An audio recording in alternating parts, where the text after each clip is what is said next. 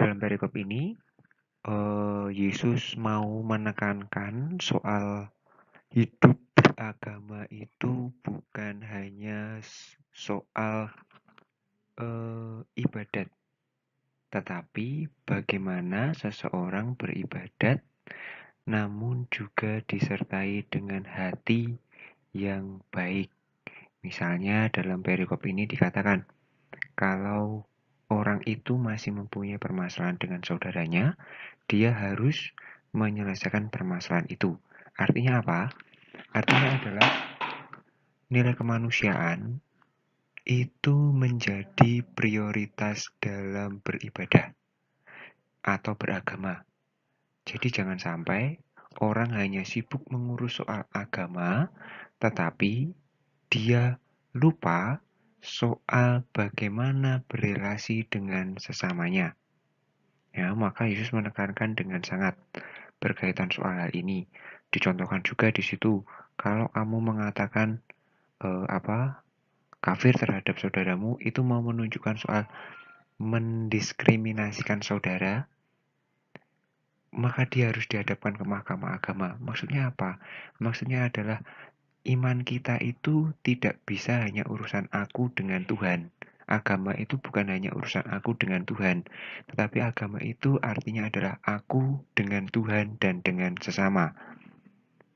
Ya, di sini saya simpulkan, Yesus mengajarkan ketika kita beribadah, tidak hanya bersikap formalitas dalam beragama, bukan hanya soal berdoa, bukan hanya membuat tanda salib, bukan hanya hafal doa-doa, bukan. Itu tidak cukup. Itu baik, benar, tetapi tidak cukup di situ. Apabila kita benar-benar mendalami ajaran agama, kita tidak akan jatuh pada pemahaman yang dangkal. Artinya apa? Artinya ketika kita berdoa, beragama, kita tidak hanya menyibukkan pikiran kita dengan aturan-aturan agama. Kalau ke gereja itu harus seperti ini, seperti ini, seperti ini. Iya, itu benar. Tetapi itu ada hal yang lebih mendasar, yaitu soal kemanusiaan. Ya, jadi beragama bukan hanya soal rutinitas beribadah, bukan hanya soal itu benar sudah baik, tetapi tidak cukup demikian. Sekali lagi, beragama adalah relasi antara manusia dengan Allah serta kepada sesama.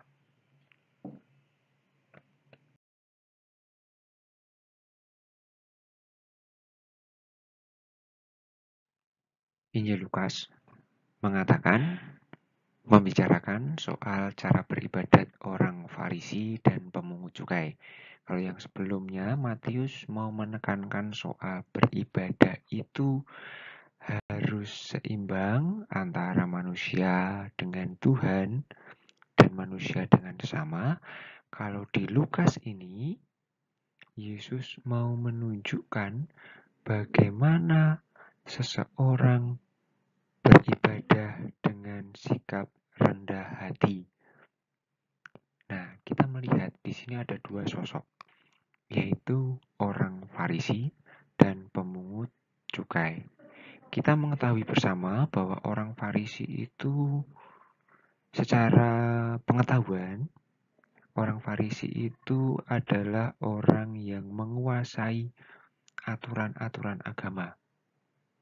Ya, dia mengetahui secara persis aturan-aturan agama tentang berpuasa, tentang bagaimana cara berdoa, dan segala macamnya berkaitan soal berdoa. Itu mereka menguasai. Mereka berdoa itu melakukan itu. Apakah salah? Enggak salah. Baik.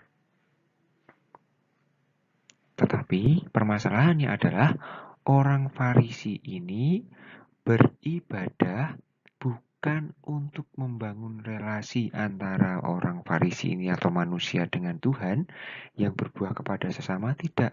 Tetapi orang Farisi ini justru menggunakan sarana beribadahnya atau peribadahannya itu untuk menyombongkan diri, untuk gagah-gagahan, untuk merasa bahwa dirinya paling benar, untuk merasa bahwa dirinya boleh menghakimi orang lain kalau sudah beribadah atau beragama. Ya, maka tadi dalam perikop itu jelas dikatakan dengan sangat jelas, orang Farisi itu mengatakan, aku bersyukur tidak seperti orang yang ada itu, si pemungut cukai itu. Artinya apa? Dia menghakimi pemungut cukai itu. Orang Farisi merasa bahwa dirinya benar dan dia menghakimi si pemungut cukai. Nah, inilah yang sebenarnya tidak tepat. Tetapi Yesus memuji pemungut cukai, bukan pemungut cukai yang tidak tahu cara beribadah atau kesalahan-kesalahan pemungut cukai yang dipuji oleh Yesus itu, tetapi sikap rendah hati. Ya, sikap rendah hati pemungut cukai dalam beribadah. Orang yang rendah hati itu adalah orang yang mengandalkan Tuhan. Artinya apa? Dia berdoa bukan karena kesombongan dan kehebatannya dia, tetapi dia berdoa karena dia menyadari bahwa Allah itu mampu untuk membantunya, mampu untuk mendampinginya dan menyelamatkannya. Ya, pemungut cukai berdoa karena dia yakin bahwa Allah akan menyelamatkannya. Sedangkan orang Farisi berdoa karena dia merasa hebat. Dia merasa telah melaksanakan tugas dan tanggung jawabnya sesuai dengan aturan berdoa itu, maka dia berdoa kepada Allah, kepada Tuhan. Berarti dia menyombongkan dirinya kepada Allah. Setelah dia merasa benar menyombongkan dirinya, maka dia merasa bebas untuk menghakimi orang lain, menyalahkan orang lain. Nah, inilah yang membedakan. Mana yang dipilih Yesus? Jelas yang dipilih oleh Yesus adalah cara berdoa pemungut cukai. Bukan cara hidupnya pemungut cukai, tidak, tetapi cara bersikapnya pemungut cukai yang rendah hati ini. Kita tahu pemungut cukai juga banyak yang bersalah. Dia korupsi, dia mengambil yang bukan haknya. Tetapi si pemungut cukai ini dengan rendah hati mengakui kesalahannya. Orang yang rendah hati itu orang yang menerima keselamatan dari Allah. Ya, oke. Nah, maka kalau kita sendiri mempunyai sikap rendah hati, contoh misalnya, Bu, aku lapar, maka kamu akan diberi makanan. Kamu selama tidak kelaparan lagi. Tapi kalau kamu sombong, aku sudah punya uang kok, aku sudah makan kok, aku punya uang banyak untuk beli makanan ini. Ya orang tua mah kan diemin kamu, uang kamu dirasa sudah cukup. Lebih parahnya lagi, kamu jelek-jelekan orang lain. Nah, itu yang lebih parahnya lagi. Oke. Saya rasa hal ini bisa dipahami. Sejak awal, manusia itu merasa bahwa diberikan keselamatan. Nah, awalnya keselamatan ini tidak disadari dari siapa. Misalnya, zaman dahulu, sebelum agama-agama ini masuk, nenek moyang kita sudah mengalami atau menerima hujan. Mereka merasa bahwa air itu menyelamatkan. Nah, maka ketika musim kemarau, mereka melakukan ritual-ritual agar muncul hujan. Dalam tradisi Jawa, ada kegiatan syukuran ketika mau memanen padi. Nah, mereka di sini merasa bahwa mereka diberikan keselamatan. Oleh siapa? Oleh pribadi yang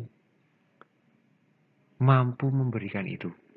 Maka di mereka, manusia ini, kita manusia yang mengadakan syukuran tadi itu memberikan ungkapan syukur kita, menanggapi rahmat kasih yang diberikan itu dengan ungkapan syukur, bisa dalam berbagai bentuk. Nah, ketika agama-agama datang, manusia bisa merumuskan rasa syukur itu. Manusia bisa menyadari bahwa, oh, aku dapat makanan ini diberikan oleh Tuhan, diberikan oleh Allah kepadaku. Maka Aku bersyukur karena rahmat makanan yang diberikan ini. Caranya bagaimana? Banyak hal. Misalnya dengan berdoa, misalnya dengan berbagi. Jadi, ketika aku berdoa, ketika kalian berdoa, itu sebenarnya merupakan tanggapan akan kasih Allah. Hari ini saya sudah diberi kesehatan, maka malam hari saya berdoa bersyukur. Itu ungkapan iman saya. Nah, ungkapan iman itu terekspresi dalam bentuk agama. Saya bersyukur sebagai seorang Katolik, saya bersyukur atas kehidupan yang saya ungkapkan melalui iman kekatolikan saya. Misalnya saya pergi ke gereja, saya ke gereja, saya berdoa, saya ikut misa, saya rosario, itu cara saya menanggapi rasa syukur saya. Yang Muslim tentunya berbeda lagi. Mereka menanggapi rasa syukur sebentar lagi akan ada Idul Adha. Mereka menanggapi rasa syukur itu dengan berbagi rezeki, mempersembahkan kurban yang akan dibagi-bagikan bagi orang lain. Ya, kalau mau lebaran itu juga ada apa namanya itu? Yang mengumpulkan beras lalu nanti dibagi-bagikan. Ini ungkapan-ungkapan syukur yang memunculkan tindakan-tindakan agama. Jadi, agama merupakan ungkapan. Agama merupakan ungkapan atau tanggapan dari kasih Allah itu. Ya. Nah, ungkapan ini direspon oleh manusia dalam bentuk tindakan. Contoh paling konkret. Contohnya begini. Orang ketika diberikan perhatian, dia merasa senang. Orang diberikan perhatian. Si A memberikan perhatian kepada si B. Si B merasa senang. Senang itu kan hati. Tidak diketahui. Bagaimana tahunya bahwa orang itu senang? Misalnya dia dengan tersenyum. Nah, ini tersenyum ini adalah bentuk tanggapan terhadap perasaan seseorang tadi itu. Si A memperhatikan, si B senang, ditanggapi dengan cara tersenyum. Kalau dalam bentuk konteks agama, Allah memberikan kehidupan, kita bersyukur. Bagaimana bersyukurnya? Dengan cara berdoa, dengan cara memperhatikan orang lain. Itu adalah tanggapannya. Tanggapan inilah yang disebut dengan agama.